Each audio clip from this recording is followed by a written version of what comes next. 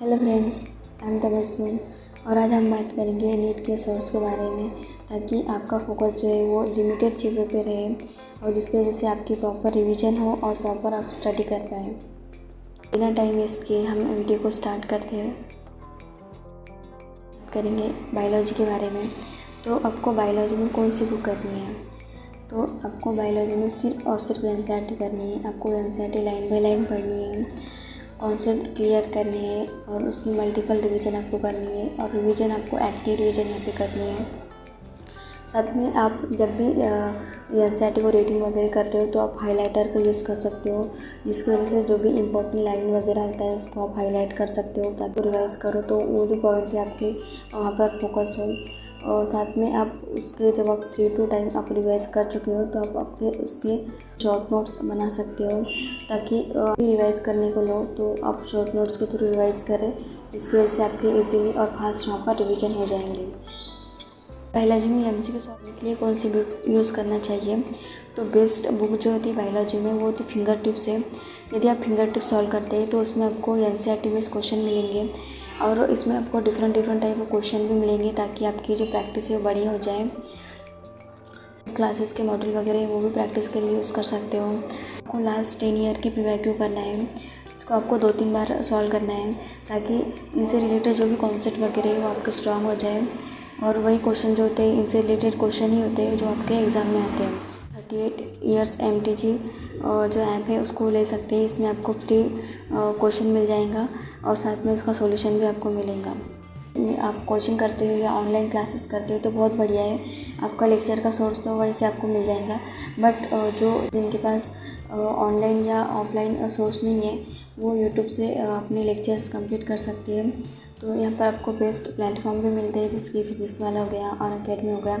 इनसे आप अपने लेक्चर्स कंप्लीट कर सकते हैं। आप इनके बहुत सारे टीचर जो है बहुत अच्छा पढ़ाते हैं और डिफरेंट टीचर से आपको यहाँ पे पढ़ने के लिए मिलेगा, तो आप यूट्यूब से उनके लेक्चर्स यहाँ पे कर सकते हैं। यहाँ पे तीनों सब्जेक्ट के लेक्चर्स मिलेंगे, बायोलॉजी, फिजिक्स और केमिस्ट्री, तो आप वहाँ से कर सकते हैं। फिजिकल केमिस्ट्री बात करते हैं तो इसमें आपको एनसीईआरटी इतनी इम्पोर्टेंट नहीं होती है। आपके क्लास नोट्स है उसमें आपका जो बेसिक थ्योरी है वो कवर हो जाती है और साथ में जो भी क्वेश्चंस आपके नोट्स में होते हैं वो आप प्रैक्टिस कर सकते हैं। एनसीईआरटी के जो भी क्वेश्चन होते हैं पिंक बॉक्सेस में वो आप सॉल्व कर सकते हैं। वो क्वेश्चन ज़रूरी भी होते हैं, वही फॉर्मेट के वही क्वेश्चन जो है आपके नीट में आते हैं, तो आपको उसको सॉल्व करना है। और आपके जो भी क्लास के मॉड्यूल वगैरह है वो आप सॉल्व कर सकते हो और आप लास्ट 10 ईयर के पीवाईक्यू सॉल्व कर लो। तो फिज़िकल केमिस्ट्री में जो आपका इतना जो मटेरियल होता है वो सफिशिएंट होता है, तो आप इतना कर सकते हो। और यदि आपका इतना कवर हो जाता है तो आपको लगता है कि हमको एक्स्ट्रा प्रैक्टिस करना है, तब आप क्या कर सकते हो, कोई अदर बुक यूज़ कर सकते हो एमसीक्यू के लिए। तो जैसे अवस्थी, ये भी बेस्ट बुक है। क्लास नोट्स, मॉड्यूल और पीवाईक्यू इतना सब होने के बाद में यदि आपको एक्स्ट्रा प्रैक्टिस करनी है तब आपको नेक्स्ट जो बुक है सॉल्व करने के लिए। नहीं तो यदि आप ये भी करेंगे और वो भी करेंगे तो आपका यहाँ पे टाइम वेस्ट होगा, इसलिए आपका जो फोकस है वो कम चीज़ों पे रखो। इनऑर्गेनिक केमिस्ट्री की अगर बात करें तो उसमें आपको लाइन टू लाइन जो है एनसीईआरटी को पढ़ना है, इसी से आपके क्वेश्चन आते हैं। उसमें आपको क्लास नोट्स है उसके थ्रू आप रिवाइज़ कर सकते हो। लास्ट 10 ईयर के पीवाईक्यू कर लो, क्लास मॉड्यूल कर लो और आप बुक रेफरेंस के लिए आप MTG बुक यूज़ कर सकते हो, जिसमें आपको एनसीईआरटी बेस्ड क्वेश्चन मिल जाएंगे और आप पर चैप्टर 100 क्वेश्चन भी होते हैं, तो आपके यहाँ पे बेस्ट प्रैक्टिस भी आपकी हो जाएंगी। तो इनऑर्गेनिक केमिस्ट्री में आपके लिए इतना सफिशिएंट है।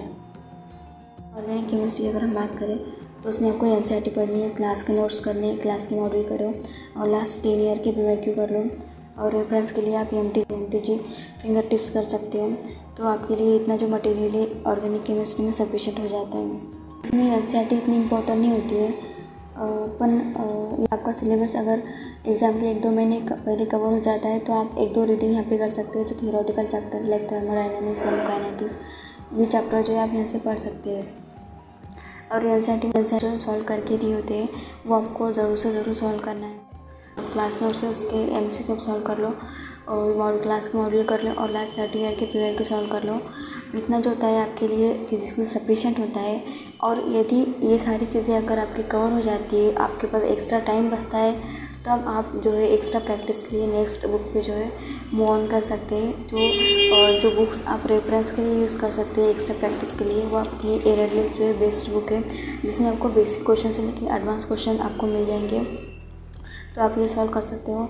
बट तभी मूव ऑन करना जब आपका सिलेबस इतना अगर कवर हो जाता है, इतना अच्छे से रिवाइज हो जाता है, तब आप एक्स्ट्रा प्रैक्टिस के लिए वो बुक मूव ऑन कर सकते हो। तो ये रिसोर्सेज जो है आपको यहाँ पर करने, और तभी आपको ऐसे जो कवर कर चुके हैं और उसको एटलीस्ट 3 to 4 टाइम रिवाइज कर चुके हैं, तब आपको मूव ऑन करना है अदर बुक पे।